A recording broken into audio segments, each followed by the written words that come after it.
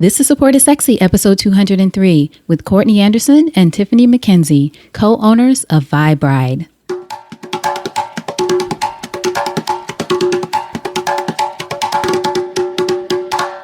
Welcome to Support is Sexy. I'm your host, Elayne Fluker, entrepreneur, author, and founder of Chic Rebellion Media.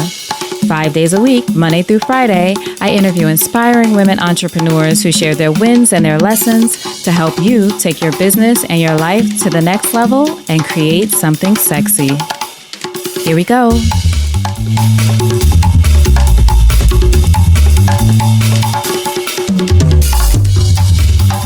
Hi everyone, welcome to a new episode of Support is Sexy. I'm excited to have you here.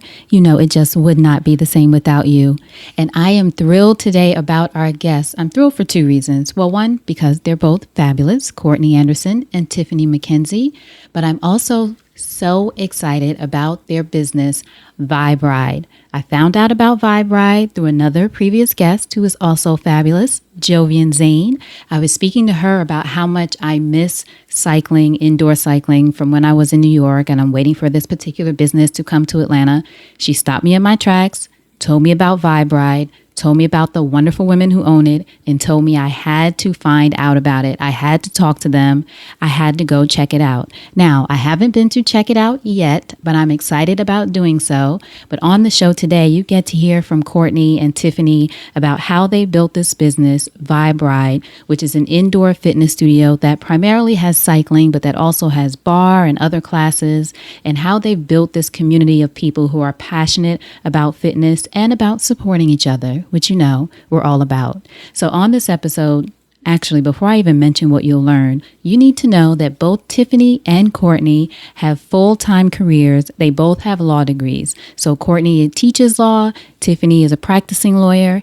It's insane to me, and not insane, don't do it. It's insanely amazing and awesome that they're able to find a way to balance all of those things. So we talk about that a little in this episode, and I think it's important because so many of us still have full-time careers or other things that we're doing while we're either building our business or we've decided that we're going to manage both.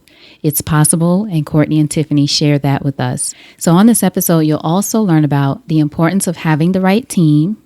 Always add twice as much time and money to whatever you do. That's so true in business. It always takes longer and more money.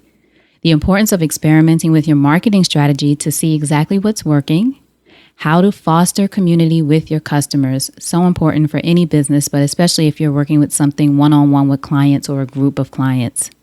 How to pick the perfect location. How to build and manage your team. How to get through those moments of doubt, whether it's from yourself or from well-meaning friends and family. You know, sometimes people have the best intentions, but it's not what you need in the moment. So we talk about how to get through that. Also, advice for choosing investors for your business. And how to tell your job about your business and finding ways to marry the two. Something that I never thought about. I've always thought about keeping them separate. Courtney and Tiffany have great advice about how you can potentially marry both. So I know you're going to love this episode. A lot of fun, great information. You know, you can go to supportissexypodcast.com to find out more about Vibe, to find out where the studio is. So you can go visit Courtney, Tiffany, take some of their fantastic classes. Supportissexypodcast.com.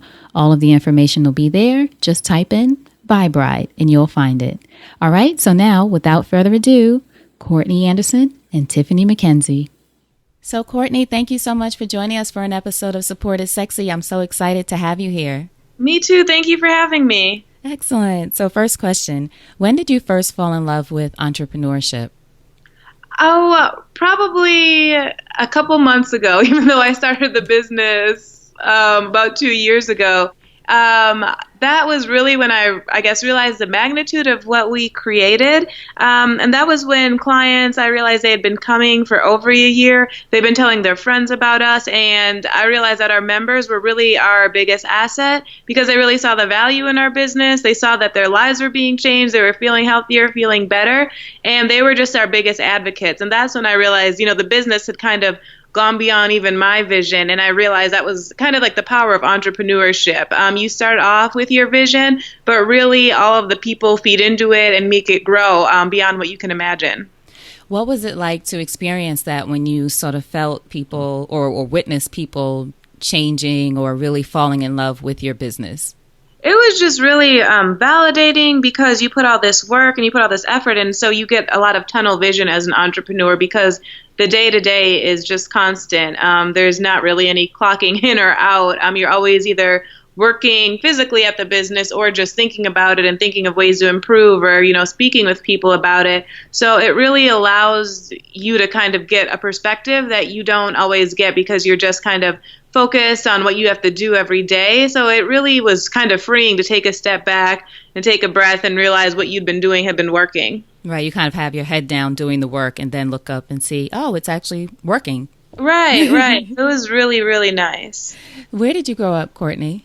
I grew up in the Midwest. I was born in Wisconsin, and I went to high school and most of elementary school in Minnesota, in Rochester, Minnesota. How did you end up in Atlanta? I moved to Atlanta in 2012 to take a position at Georgia State University College of Law. I'm a full-time tenure-track law professor, and that's how I ended up here. And that is when I took my first indoor cycling class. I used to bike everywhere growing up, and when I lived in D.C. before moving to Atlanta, and I couldn't bike as much in Atlanta just because of how the city's designed. Right. And I got into indoor cycling and realized it was a great alternative. And there were certain instructors who I just absolutely fell in love with their style and their passion and their talent. Fitness was always a part of your life growing up? I know you said you used to bike a lot, but did you do other things too? I did. I always played sports. I was always really active. I wasn't like much of like in the gym as a kid, but I always played sports, especially soccer, and I ran track. And then growing into like college and grad school, I always tried to stay active too. Who were some of your greatest influences growing up? Probably outside of my family members, I really admired sort of Black female entrepreneurs, businesswomen, and attorneys. So I had a lot of mentors in those fields who were kind of known to me and my family and my parents' friends. But I also really looked up to historical figures and civil rights, and also just women, any woman who had kind of forged her own path and kind of survived adversity. I grew up in not a really diverse neighborhood, so those types of role models were always really great for me. And Tiffany McKenzie just joined us too. Hi, Tiffany. Hi, good morning. How are you? Good. How are you? Good, thank you. Good. Thanks for being here with us. Thanks for having us. Of course. So what would you say, Courtney, then, because you are still a law professor. It's not like you were a law professor and now you're doing the business, right? Right.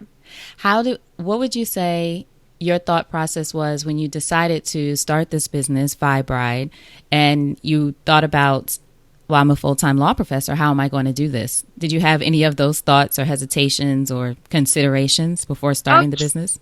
Oh, sure. It takes up a lot of time. And so a lot of the business kind of startup and administrative work, when we had the idea, I did a lot of it in the summer, and it's still definitely a balancing act. So we spend a lot of time working the business, operating it every day, and also trying to split that with development and moving the business forward. So it's really busy. Tiffany has a full-time job as an attorney as well. So we try to share the load as best we can and just kind of try to figure it out. But it takes a lot. It takes a lot of our time. How do you do that balancing act? Is it making sure, does one person cover certain days, or is it all about the staff and support team, or what does that look like for people listening who might be saying, oh, I couldn't possibly do this because I'm a law professor or a lawyer or whatever other things they might have as excuses? Yeah, it's really important to have a really clear schedule and kind of just plan day to day, but also kind of leave some leeway because things always come up. Clients always need your attention, so you can't get to everything. But having a really great team and support staff is also really important. We have really great coaches. Our staff's really well trained, so they can cover for us if we're busy. We have a part-time operations manager, Michael, who does a lot of the work for us. My mom moved down here from Minnesota, so she tries to fill in the gaps too.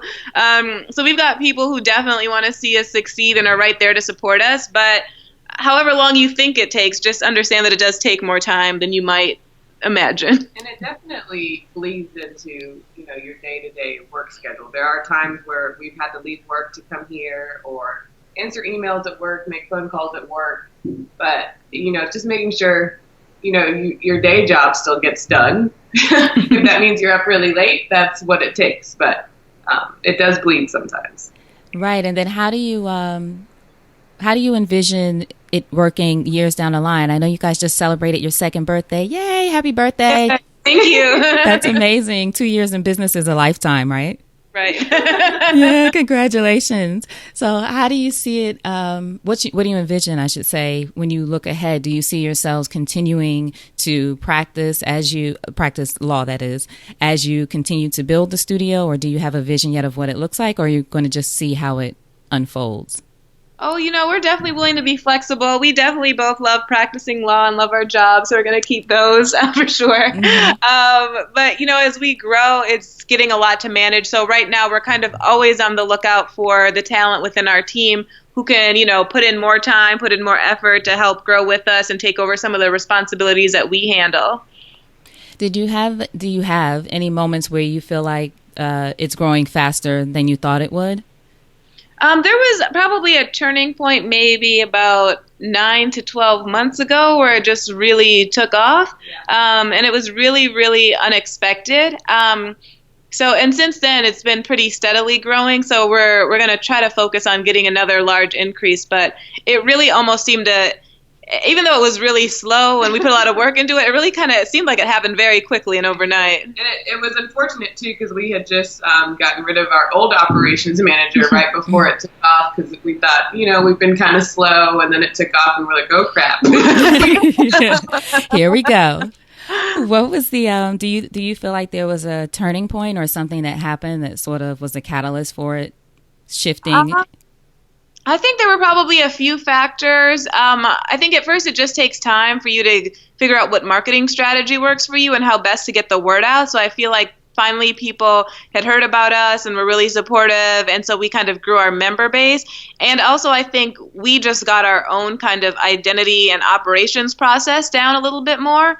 And so we had tried a few things to see what sticked, what worked, and we finally just kind of, took a step back, focused on what we were known for, our signatures, and really pushed our brand that way. And so we were more consistent and a little bit more smooth internally, and I think that showed to the clients.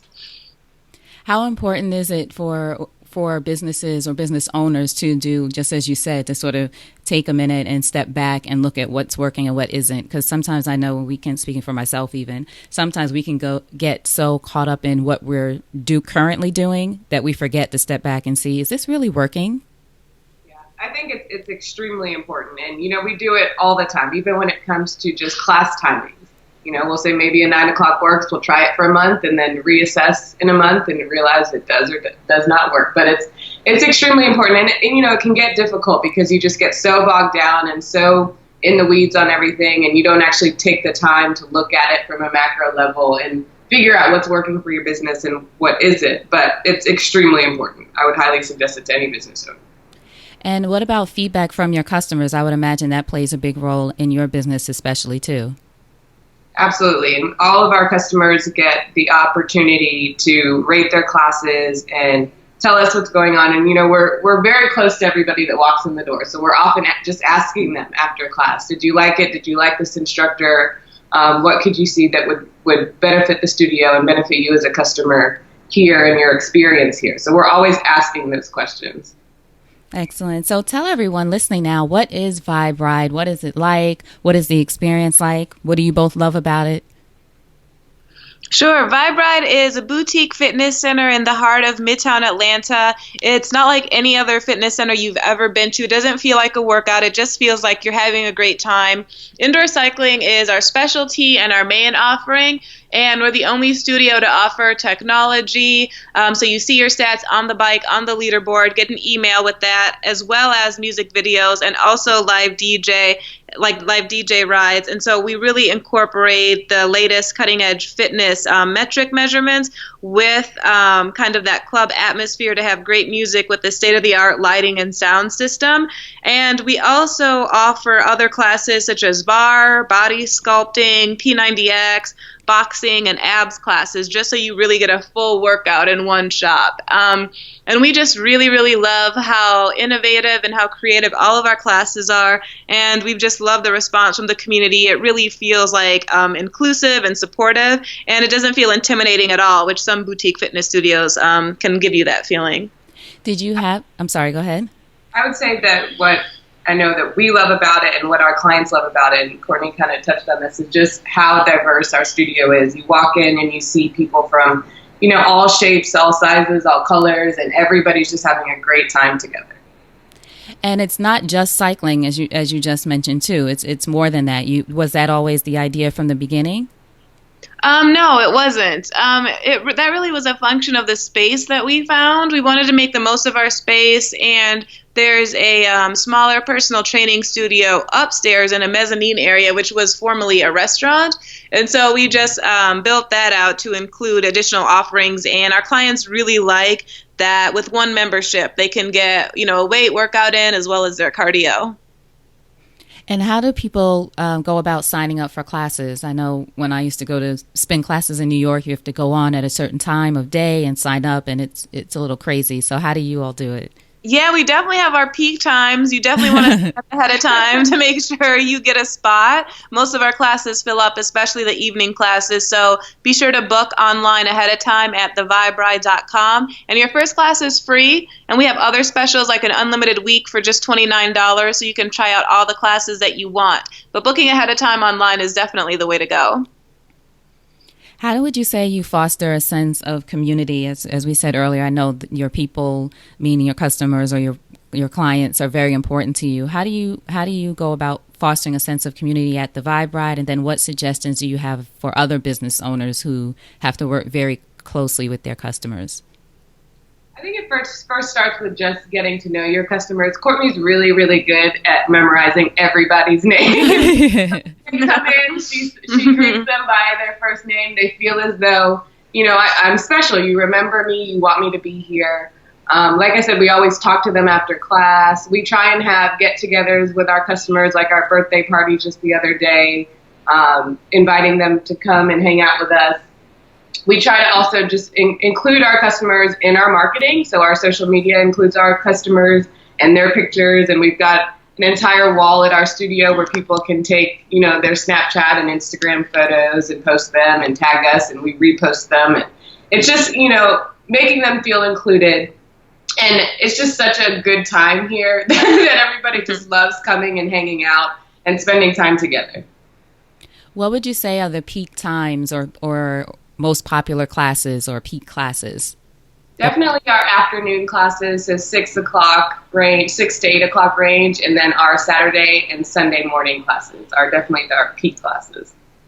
Tell us about the journey to open the space. You mentioned, Courtney, that it's at first you all were thinking a cycling studio, and then because of the space that you found, it became something more. What was the journey like to find that space, and then once you found it, what were the steps to make it into what it is today? Sure, location's really important. So I definitely would urge everyone listening who's looking to open a business to really just stop and think where your clients are and how they're going to get to you, because if they're not able to easily find you or easily park, if that's important, or walk, all the signage is a really good marketing aspect for your business.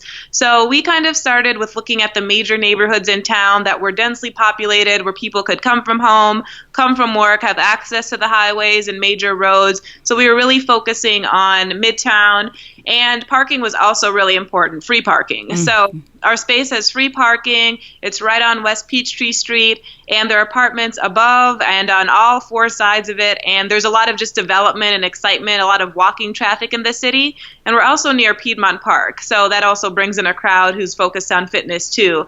But it took a really long time. We looked at a lot of businesses. It's important to have a good business plan beforehand, because that's what the landlord will ask, especially if you're a startup. And then also know your budget. So understand what the rent will be, what the rent escalations will be, what the utilities look like, and opportunities for you to grow. So you don't want to have to move after a couple of years. So really try to get a space you can grow into. Multiply your budget by 2, because it's going to blow up. Exactly. It's always more than you think. How have you, speaking of that, how have you all been able to manage that, those whether it's your budget needing to be twice as much or things like, as we mentioned earlier, your time, just confronting that when everything takes more than what we all initially think in business? Just like anything else, if it's important to you, you find a way. Friends and family are always right. So I know you did an Indiegogo campaign to raise funds in the beginning stages, right? Yeah, we did. How was that? Do you feel like that was successful? And what was that part of the journey like? Yeah, it was definitely successful. It was new to all of us. We'd never done anything like that before. We're really familiar with the platform. So it was really helpful and just as a grassroots marketing technique to get the word out amongst our friends and family and kind of build some excitement before we opened, because construction hadn't even started. So we really needed to keep in the forefront of people's minds. And so that was a way to get exposure and get people excited and have them have an input before we opened, just so they kind of anticipated our opening and make sure we had a great turnout on our first day. Did you have, or do you have investors in the business as well, other investors? Or is this something you did yourselves? There are 7 total investors. Only 3 of us live here in Atlanta. Okay, so the 3 of you work on the business here, and then the other investors are elsewhere throughout the country. That's right. Excellent. So how important is it, or how beneficial has it been to each of you to have partners in the business? Because I know what it's like to be in a business by yourself. And as you said, everything's twice as much, takes twice as long. So how has partnership been important to you? It's really helpful. And so one of the things is understanding everyone's skill set and also hiring people outside of the investors who still have a lot of passion, and kind of grooming them to take leadership roles is probably the most important aspect. And Tiffany? Yeah, I would agree with that. It's a little bit harder because the other investors don't live here. It doesn't mean that they're not passionate. They just are not here to do all of the day-to-day, not sexy work that we're doing. So it's important for us to hire a very integral team that knows what they're doing. They're passionate about helping us. What for you has been most important, or the greatest lesson, I should say, in hiring the right people? Because I know, your team can make or break you, right? No matter what your business is. True. I think that it's the function of passion and wanting to be here. You can tell very easily the people that don't want to be here and they're just doing this for a paycheck, and those are the ones that are gone the fastest, honestly. Mm-hmm. So our most important employees are the ones that started as customers and that started as just wanting to help us. And a couple of them actually were just like, we don't even need to be paid. We just want to make sure that you all are successful. And at this point, they're our best employees. Have you been surprised at all by the support in cases like that and otherwise that you've received from the community or your community of writers and the community overall? Absolutely. And it's been, overwhelming, and we're so thankful for everyone in our networks and in Atlanta that believe in us and that, come in here and they'll buy packages and they might not even show up, but they just want to help us out and help us succeed. Tiffany, are you from Atlanta? I didn't get to ask you that. I'm originally from New York and grew up in Florida as well. Where are you from in New York? Queens. Oh, I have family in Queens. I came down here from Brooklyn. Okay, Far Rockaway. Ah, very good. Sorry, Courtney, had a New York moment. So what has it been like? Has there been any different kind of experience, would you say, being from outside of the city and having to learn anything here as far as opening up a space in the business here, even though I know Atlanta has a lot of transplants from everywhere? Yeah, Atlanta's a great city for entrepreneurs. It's still, even though the prices are increasing, it's still pretty affordable. But I think with our other interests, our other jobs, we had a good network between the two of us. So that really helped in getting the word out. And it is still a struggle. A lot of our coaches, though, and a lot of our staff grew up in Atlanta, know the city well. So between their networks and ours, we really were able to grow a good community. Did either of you ever encounter moments from whether friends, family, well-meaning people who said, why would you open a studio? You're lawyers, or you have this whole other career? No. Never, right? That never happened. I didn't hear that yesterday. Right? You didn't hear that on the way to this interview, right? Yes, absolutely. Especially having the jobs that we have and having to gone to school forever. Right. And people are like, why would you do that? But, it's been a labor of love and something that we're both very passionate about, and making sure that we have healthy communities in Atlanta and the people around us see us, contributing to that regard. So it's been interesting, but it's been really, really fun for sure. How do you coach yourself through those moments of, why am I doing this? Well,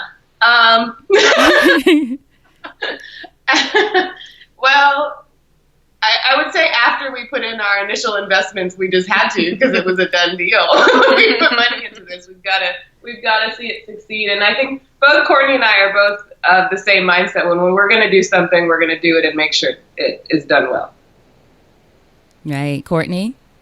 Yeah, we just have to kind of stay focused, and we're the ones who work at it every day. And so we know the business, we knew what we set out to do. And so we're really just focused on our goals. And then it's kind of starting to speak for itself at this point. How do you go about communicating to the team? Because as you said, only 3 of you are here and everyone else is everywhere, spread around, I should say. How do you go about communicating to them how things are growing and what it feels like? I guess growing you can show in numbers, but otherwise, how do you communicate to them how it's going here? A lot of them follow us. Our social media is probably our best communication device, so that kind of gives them an insight into our community. So that's been really helpful. Other than that, we try to keep, everyone apprised. It's just difficult because it's hard to kind of explain what's actually going on. A few have come, seen it in person, so that's been helpful. They can kind of get a sense once they walk through the doors. And we try and have meetings and just keep everybody up to date on what's going on. What advice do you have for anyone who's considering bringing in investors for their business, or even approaching investors for their business? Is there one tip or one thing that you learned that you would have wanted to know before you did so? It's just, it's always going to be a risk, and there's a lot of uncertainty no matter how well thought out everything is and how well you plan for everything. So I think you just have to be prepared for uncertainty, and however long they think it's going to take, multiply it by 3. Right. So just be patient and understand that it's a risk that you're taking, and if that's not something you're willing to do, there are no guarantees. It might not be the best kind of road for you. And then also be honest with them, and as an investor, look out for what your role is in the business. If you're going to help from afar, how you can assist. If things get rocky, how you can use your skills, your network, your resources to pitch in to make it a success. And I'd go back to that passion again, and make sure that they are really interested in what it is that you're doing, and that they're willing to stick it out through the highs and the lows. Mm-hmm. On your website, it says, "We built Vibe Right with a rebellious spirit, and we always stay true to what got us here." So I wanted to ask you both, in what ways have you had to embody a rebellious spirit to have your business be successful? Sure. We're definitely the underdogs. In Atlanta and definitely nationally when it comes to indoor cycling. There are a lot bigger businesses where other resources, or at least just have owners that don't work full time. Right. So it's very, we're in a great location. We have a great business, a lot of amenities, but our resources were not that expansive when we started. They still aren't. So we really make the most of what we have, and we do a lot with what we started with. And our biggest thing, too, is, we've been going to cycling studios for many, many years, and we kept thinking that we wanted to completely go against that feeling when you walk into, like, a big cycle studio, that you just don't feel welcome there, and that everybody looks the same. They're all wearing the same thing. Right. We wanted to go, in the complete opposite direction, and we've done that, and I think it's spoken volumes for us. Was there a moment when either all of you or one of you said, "I know what we should do, open the studio"? I'm just wondering what that moment was like, even though I know we're going sort of back to the beginning. But was there a moment when the idea really became evident of this is what you wanted to or needed to do? I think when I just saw how popular certain teachers were at certain places, but it was missing kind of the amenities of a boutique style, it just really made sense. There wasn't really anything like what we offer, and people just fell in love with it and really had a passion for it for years. And so it just kind of made sense to give it a bigger platform. What advice do you have for entrepreneurs who are, as you were, experiencing something that you already love doing, going, for example, to cycling studios, but trying to figure out how you can make your own business unique or what you can offer that's not being already provided elsewhere? I think that thing that other studios don't have is that exact rebellious spirit. I think when you come in here, and not to sound cliche, it's just the vibe of the place. You know, you walk in, we're not pretentious. We all look different. We all, are of different sexual orientations, different socioeconomic statuses, and you're just like, this is an interesting place. And we play ratchet music. We've got DJs spinning in the studio, and you just kind of fall in love with it. So for other people, it would be this idea of looking at ways that you can stand out from what else is already out there. Yeah. Otherwise, you're just like everybody else, and you've got nothing special to offer. Right. Now, how did you all meet? I met Courtney, a while ago. Our boyfriends at the time were line brothers, and that's how we met each other. Oh, boyfriends at the time. Well, my boyfriend at the time. Okay. And also, Jovian's fiance is their line brother, too. Oh, yeah. Oh, okay. Yay, Jovian. Jovian's been on the podcast. Jovian told me, I was mentioning to her, oh, I miss Ben and blah, whining about it. She was like, girl, you have to go you have to go. I was like, what is the vibe right? Tell me more. Then I went to your social media and I just fell in love. So I can't wait, as I said, to come. So exciting. So as we mentioned earlier, you just celebrated your second anniversary or your second birthday. What would you say you have learned in the past 2 years about yourselves? Not even just about your business. What have you learned about yourselves in the past 2 years? Just probably different skill sets that you have. I mean, we both spent so much time in academic and corporate settings that you kind of forget, first of all, a respect for people who have blue collar jobs. Like, we're basically janitors now too. Right. I mean, just a lot of work janitors that you have to do that people do every day, and it's much harder and very difficult and takes just as much dedication and passion than a lot of academic and corporate jobs. So that's been really humbling and helpful, and also just different skill sets, creative things that you don't get to use that side of your brain or explore that type of skill, but when there's no one else to do it, you don't want to pay someone else to do it, you just kind of figure it out. And so that's been really interesting. And I'd say also just working with people, not that we don't work with people in our legal jobs, but working in the customer service sector. And it's just, and also managing employees and managing expectations and managing people that are not passionate about your business. So just working through all of that. Also, time management. Obviously, we spoke about that earlier. Is juggling all the things that you have to do, making your to-do lists, and being everywhere all at the same time. How have you been able to manage your time? We talked a little bit overall about balancing, but are there any techniques or advice that you would give to people who are, well, first of all, I don't think anybody else is juggling law careers and a fitness studio. You guys are amazing.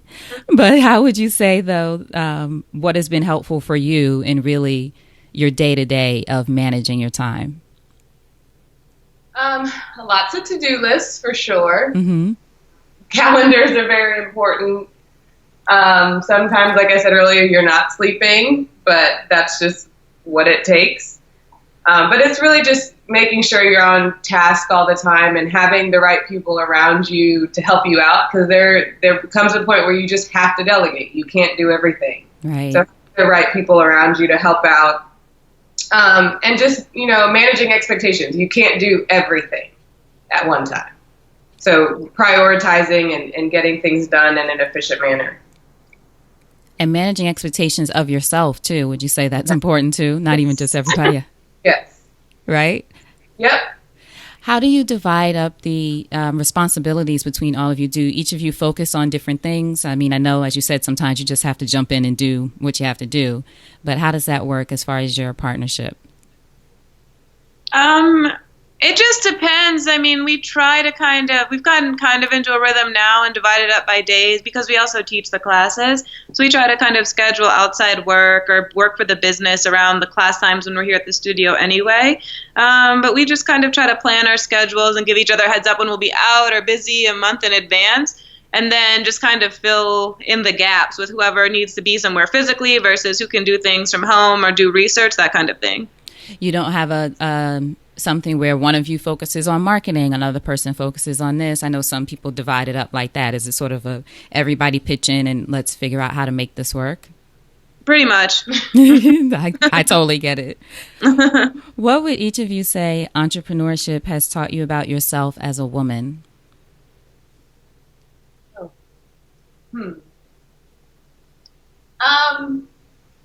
Goodness, that's a good question.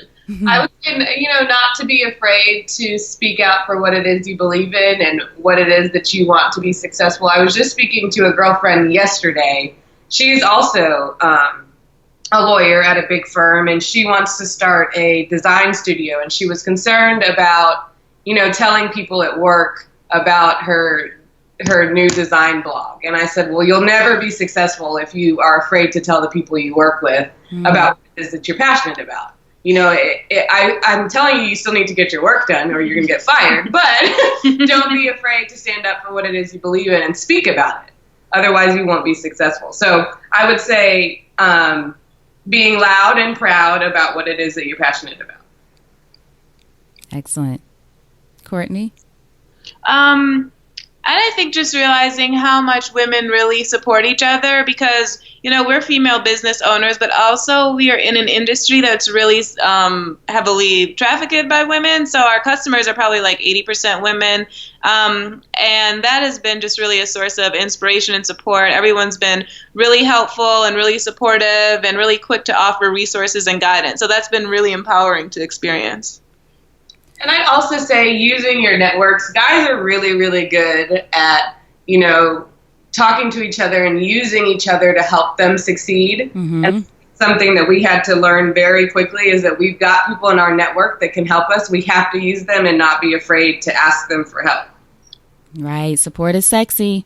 Yes. Right. That's the whole thing. Try to push. We all, especially I think as women, have this thing about I say we have to get over I got it syndrome. Someone offers you support. It's like, I got it. It's fine. I got it. I can do it. Yeah. I got it. Right. Even in business, when you're drowning, sometimes you're like, no, I'm fine. I got it. So definitely. What would you say your support networks look like, even outside of the business? What helps support you and keep you sane? Well, outside of the business, my family has been really helpful here. They both work here. My boyfriend and my mom are here a lot working. So that's been really, really helpful. Mm-hmm. And it's also nice to have a lot of the support at our regular job. So a lot of our coworkers and colleagues are understanding of what we do and are frequent in our business. So that's been really nice to see. Tiffany? I would agree. At this point, we've got clients that come to our studio and that support us and that talk about us. And I'd also say, we've got people in our networks that are into marketing or into, music, and they help us get that part of our business moving along. And it's just, like you said, asking for help. What has been most supportive to you personally during this time? My family for sure. Even though they're not here, they're very supportive, and when they're here, they're always in Atlanta taking pictures and sending their friends over to our studios. Mm-hmm. My friends have been very helpful. My colleagues as well. My law firm is very supportive of our business. We've done marketing events here. They often, tout it as that, she's a full-time lawyer and also has this entrepreneur side, and they're just very, very supportive. Speak to us a little bit about that for people who do have full-time careers or full-time jobs. What was it like for both of you to have that conversation, which you said, Tiffany, is important to have with your employer or your company, that, hey, I have this other thing that I'm doing, and not being afraid to say that? Yeah, I think it first starts with making sure that, your colleagues and your companies are aware that you are still going to get your daytime job done. So you have to give them that confidence in you. And then outside of that, be like, well, listen, I've got this on the side, and I think it helps our business in this way, shape, or form. For example, I have brought in clients that I met at the studio. So it's been successful in my legal career as well. And we've used it for marketing at our law firm. We were setting up a women's event where all of our women clients can come and take a cycling class here. So it's kind of just melding it in a way that it's beneficial for both the studio and my legal career. That's great. I never thought about that, of thinking of how your business outside of your career, your company could work together, as opposed to thinking of all the ways to keep it separate. Right. But it is important to still get the job done, for sure. Right. Excellent. Courtney, you have any ideas? Yeah, I would probably just echo what Tiffany said. You had what job you had, kind of your trajectory. You really have to prove yourself there before kind of getting everyone on board on anything extra that you do. But I think you'll find once you speak about it, everyone's doing something outside of work. And so it kind of just opens dialogue to hear what other people are interested in and what they're, they have a lot of questions for you. They might be doing something too, but haven't mentioned it. So that's been really interesting to hear about what everyone else is doing. That's so true. I think that's sort of the world we live in today. Years ago, it seemed like everyone was just focused on whatever their quote unquote 9 to 5 was. But so many people now are doing things outside of their careers and not afraid to share. Right. Excellent. So in closing, if you both think over your lives and careers and you had the chance to thank only one person whose support was critical to you personally or professionally, who would it be and what would you say? My mom, for sure. I mean, she is my sounding board. I call her the head of my board of directors, for sure. And I've got a board of directors, and they know who they are. But my mom is definitely the head of it, and I run everything past her. I talk to her every day.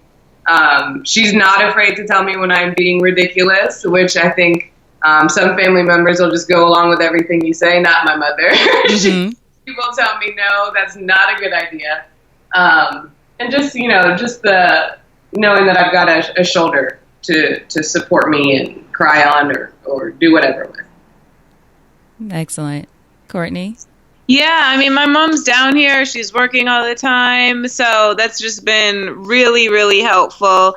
In addition to working at the studio, she'll go out on the street with her flyers in her purse and hand them out to strangers, pop in apartment buildings and demand meetings.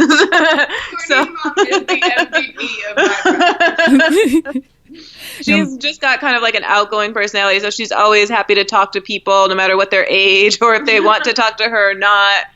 So that's just been great. It takes a lot of pressure off me to do some of the on the ground marketing, because that's not my skill set, really. I was going to say, your mom is head of marketing, clearly. Right. I love it. So tell us how we can support you. I want to make sure, of course, you guys continue to be successful. I feel so proud of what you're doing, even though I haven't been there yet, but it's just amazing having your careers and this business that you're truly passionate about. So tell us how we can support you, your website, social media, and I'll have links to everything, of course. Oh, yeah, definitely. Check out our website. It'll be updated hopefully next week. But it's theviberide.com. You can book your classes, check out the type of classes that we offer, and just hear more about us.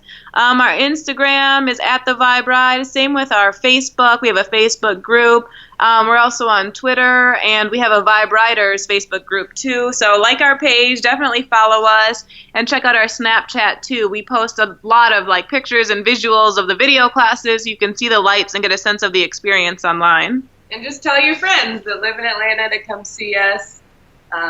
Just pop in. If they don't want to take a ride, I'm sure they'll still have a good time just hanging out. Excellent. Tell everybody where the studio is. It's at 950 West Peachtree Street in Atlanta, Georgia, 30309, right in Midtown with Publix, Marlowe's, and Steele, in that complex right on West Peachtree Street and 8th Street.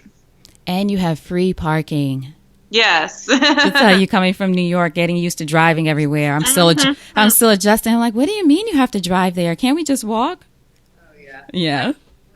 Yeah, that's great. So thank you both so much for sharing your time. I love, what you're doing, your business and what you're both about. I appreciate you being here and sharing your story. So thank you so much. Thank you so much. Excellent. Now, before you go, what's a parting piece of advice from both of you to our listeners about anything? Enjoy the ride. Yeah, that's good. Yeah. Have fun. Life is too short. Yeah, and really just try to focus on what's important to you, why you got started, and stick to that. It's really important because a lot of people will question you and you'll question yourself. So just think of why you got started. Excellent. I love it. Courtney and Tiffany, thank you so much. Hold on just a second. Okay, thank you. All right. I hope you enjoyed that interview with Courtney and Tiffany. And if you're in Atlanta or visiting, make sure you go to Vibe Ride and check it out. I cannot wait to go. For more information and for resources that they mentioned in this episode, to find out where the studio is, to see their website and their fantastic social media, go to supportissexypodcast.com. Go to the search icon at the top and just type in Vibe Ride, VIB space RIDE. Their show notes page will pop up. All of the info there. You can get in touch with them and find out more information. Also, I should mention, it says on their website, and they also told me, your first class is free. So no excuses. You got to go check it out. And until we talk next time, you know what to do. Go out there and create something sexy. And I'll talk to you soon. Take care.